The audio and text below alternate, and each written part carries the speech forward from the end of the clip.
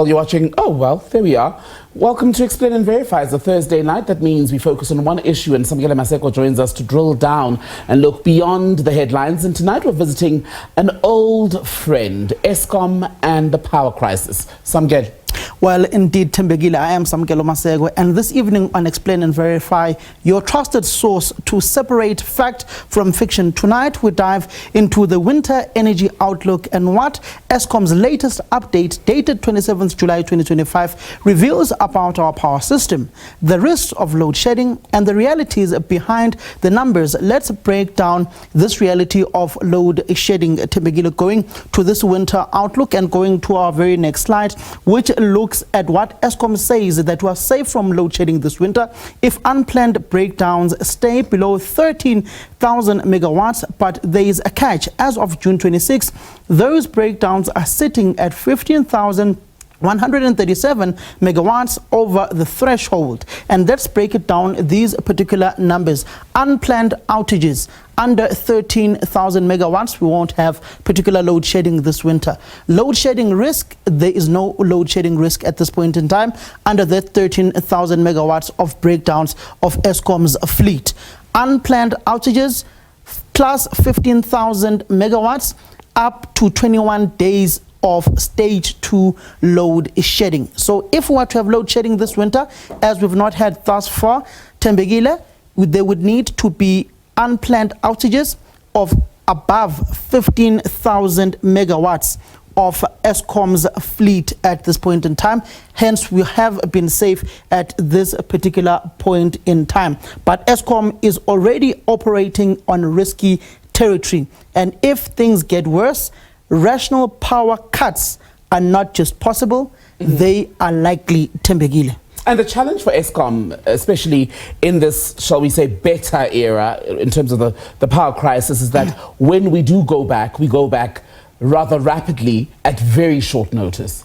Well, at least the address to the nation this weekend on Sunday by the president won't be around load shedding and the power utility Eskom. It will be other pertinent matters that detail our state security. Between April 2024 and February 2025, vandalism and theft alone cost Eskom over 221 million, further straining an already fragile grid. That's 221 million not spent on fixing or upgrading the system.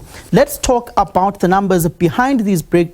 The unplanned capacity loss factor, or UCLF, tells us how much capacity is lost unexpectedly.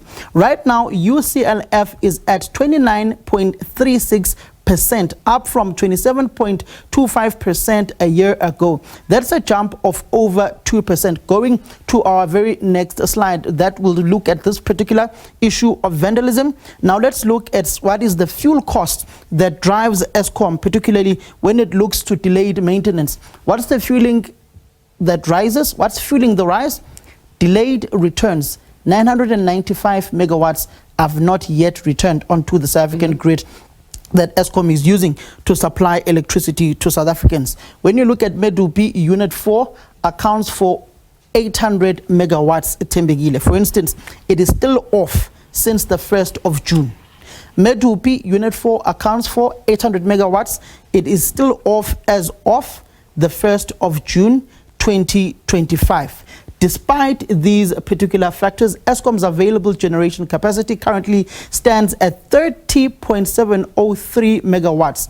Note, that excludes Kusile Unit 6, which has been feeding 720 megawatts into the grid since March, but is not yet commercially operational. But now let's look at what keeps the lights on. Eskom has leaned heavily on its urban gas turbines, diesel burning emergency generators. So far this year, 4.76 billion has been spent on the OCGT fuel, nearly double the output compared to the same time last year. That is that particular maintenance. Open gas turbines, 4.6 billion rands has been spent, Tembegile, on these open gas cycle turbines that Eskom uses on an emergency basis. Planned maintenance has averaged 5.48 megawatts for the year. That's about 11.6% of the total generation capacity. But in the last week, it's dropped even further, averaging just 3.789 megawatts. That particularly tells you what Eskom is currently going through. Planned maintenance, that looks at about 5.8 megawatts, 11.6%. That is currently the planned maintenance by the power utility. And then there is the energy availability factor, or EAF. How much capacity is actually available for the grid at this point in time? For the week ending 26 June, the EAF ranged between 60% and 64%, averaging 60.614% for the month, year-to-year date. EAF is 58.47, slightly lower than the 61.9% recorded last year. Why the dip in unplanned outages are up, maintenance delays are growing. Let's look at these particular unplanned maintenance. Unplanned outages are up. That's what we are seeing currently within the country. Maintenance delays are growing, particularly within this fleet as of Eskom. That is what Dan Morokane, the CEO of the power, the GCEO of the power utility, has to particularly look at the maintenance delays that are growing within the Eskom fleet, particularly within the coal-powered power stations that we currently have. Kusile Unit 6 is currently out as well. It's not yet commercially available. It is giving to the grid 720 megawatts of electricity. And in terms of the delays, then the question always becomes about Eskom's ability, right, to shorten the waiting period, and how that then will impact its ability to prepare us for the future, and how much electricity will be available. That's going to be very important, particularly when you look at these maintenance delays that are there. Kusile Unit 6 is not yet commercially available on the units that are currently on the grid within the country. But it just tells you that even within this cold winter period where you've seen snow in other parts of the country, Eskom has still been able to provide reliable electricity where there have been no power outages, or stage 1, stage 2, stage 3, or severe stage 6 load shedding that we've had in the past. Particularly, now let's look and verify one of the facts that is often overlooked. Eskom supplies 90% of South Africa's electricity, and that's nearly 30% of all power used across Africa. Coal remains king of Eskom's coal-powered power stations, with a combined capacity of 45,397 megawatts, making up more than 80% of Eskom's generation.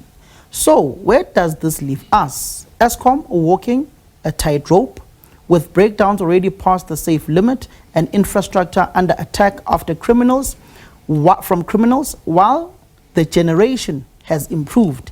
Emergency resources are helping. The risk of load shedding hasn't yet disappeared. This particularly brings us to Eskom's coal-heavy power mix. 15 coal-powered power stations that we currently have within the country. They add 45.39 megawatts of electricity onto the grid. So our electricity is heavily reliant on coal. We've not heard excuses that it's been raining, coal is wet, there's no coal at power stations. Those particular excuses that we've seen in the past, Tembegile, that has not yet affected any South African at this point in time.